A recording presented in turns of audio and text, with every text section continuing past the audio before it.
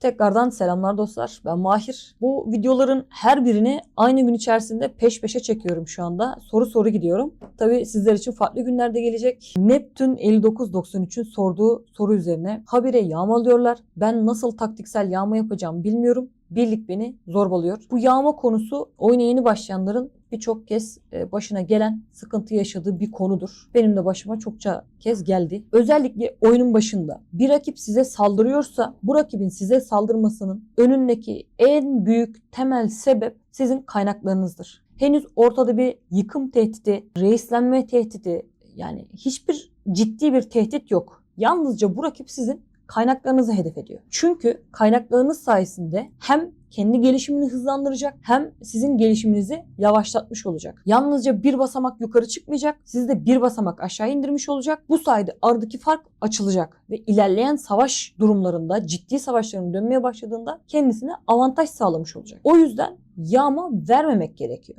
Yani tek bir tane yağma bile kaptırmamak gerekiyor rakibe. Bunun içinde çok güzel bir oyunda bina var. Sığınak binası. Bu sığınak binasını kurmaktan kesinlikle imtina edilmemesi gerekiyor.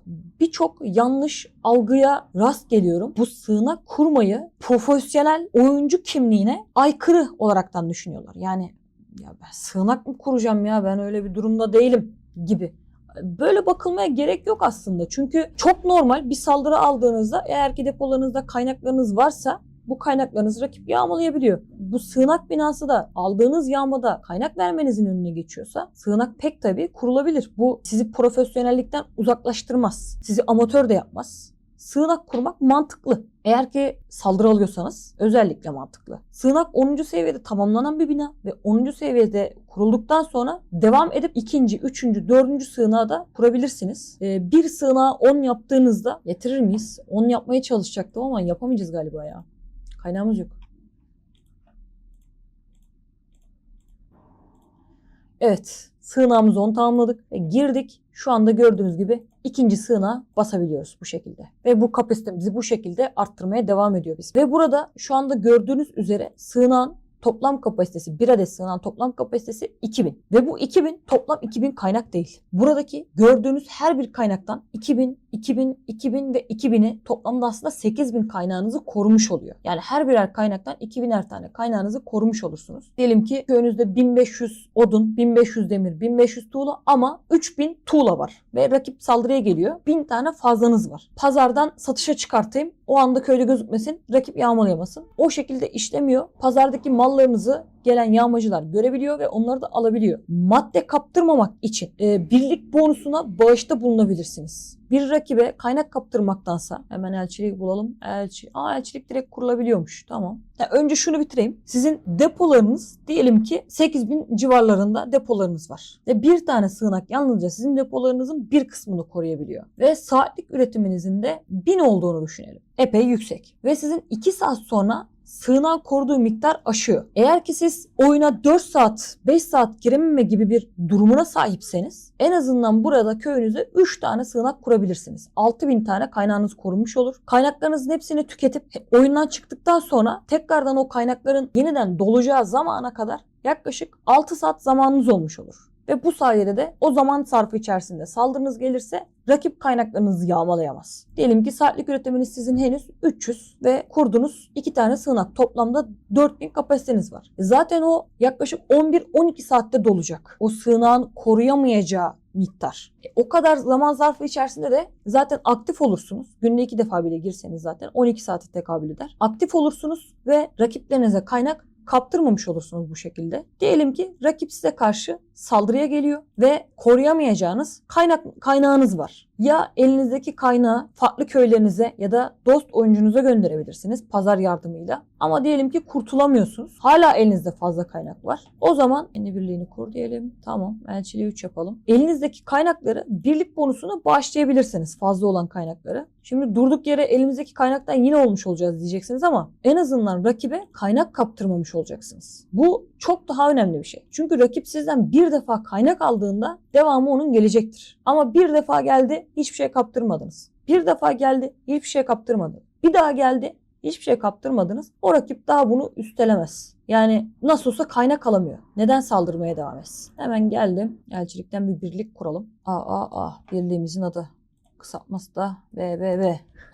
Alfa B. Evet, birliğimizi kurduk. Şimdi şurada bonuslar kısımlarına gelip buradaki araştırmalara bağışlayabilirsiniz. Ne kadar kaynağınız fazlaysa hemen buradan gelin. Mesela belki de benim 200 tane demirim fazla. Rakip onu yağmalayabilecek. Hemen bağış dedim ve kaynağım benim buraya bağışlandı. Köyümde yok. Yeter ki rakip köyünüzden bir tane bile kaynak alamaz. Gerekirse bütün kaynağınızı buraya bağışlayın. Hiç sorun değil. Rakibe kaptırmadığınız sürece sorun değil. Şimdi kaynak kaptırmadınız. Onun haricinde ne yapabilirsiniz? Eğer ki Galya oynuyorsanız, benim bu hesabım Cermen. Galya oynuyorsanız tuzakçı kurabilirsiniz. Tuzakçı harika bir bina. Özellikle oyunun başlarında kimse askerlerini kıyıp da savunma kesmek istemez. Zar zor bastığı 100 tane asker yağmada kullanmak istiyor. O askerleri toplayıp da sizin bastığınız 3-5 askeri keserek kaynak kaybetmek istemez. Karşılığında kaynak kazanamayacaksın. Bu yüzden ne yapar? Kahramanını tamamen savaş gücüne verir. Ve kahraman savaş gücünde oyunun başlarında oldukça etkili olur. Çünkü savunmadaki askerlerin zırhları yok ve çok fazla da asker yok. Sur bonusu yok. Daha oyunun başlarında olduğunuz için şöyle bakalım. Bir Cermen kahramanına toplamda 24 adet savaş puanı verilmiş olsun. Savunmada da Galya'ya gidiyor. Galya'da da 20 adet flanks var. Zırh yok, savunma yok, hiçbir şey yok. Kahramanın canı %65'e indi ve bir tane bile sağ kalan askeriniz yok. Yani düşünün, toplam sizin kaybınız 6300 kaynak. Bu kadar askeri 6300 kaynakla eğittiniz siz. Bir tane kahraman aldı götürdü. Ama siz Galya'sınız. Bir tane bile tuzak olsaydı, bir tane, başka bir şey demiyorum, bir tane bile tuzak olsaydı bu kahraman o tuzağa esir düşecekti. Siz tabii kahramanı esir aldıktan sonra rakibin artık burada duruma göre bakacaktınız. Eğer ki rakibin askeri varsa ve bu askeriyle kesim yaparaktan kahramanını kurtarmayı isteyebilir. Böyle bir durum varsa çok da uğraşmaya gerek yok. Kahramanını salabilirsiniz. Veya belki de kahramanını kurtarmaya yetecek kadar askeri de yok. Bekleyebilirsiniz. Ya kahramanını kendisi öldürmek zorunda kalır ya da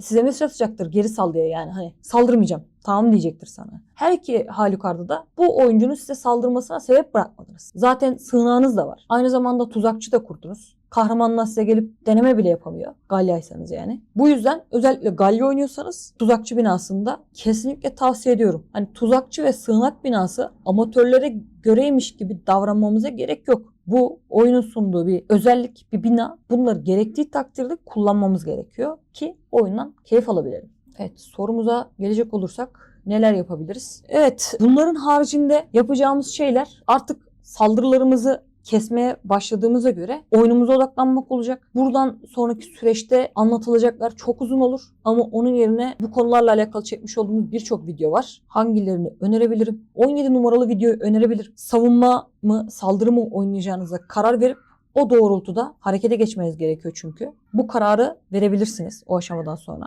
Ardından üretim köylerinin ne maksatlı kullanıldığını, asker köyünün nasıl olması gerektiğini, neler yapmanız gerektiğini, ardından ne zaman asker basmalıyım? Çünkü sizin artık kendinizin asker basmanız lazım, silahlanmanız lazım yani bir nevi. Buna karar vermek için 25 numaralı video. Ardından saldırı oynayacaksanız 26, savunma oynayacaksanız 28 numaralı videoları bu videonun peşinden izlemenizi tavsiye ederim. Eğer ki bu sorunun cevabını siz de merak ediyorsanız. Sanırım bu kadar. Sürçülisan ettiysem affola, sağlıcakla.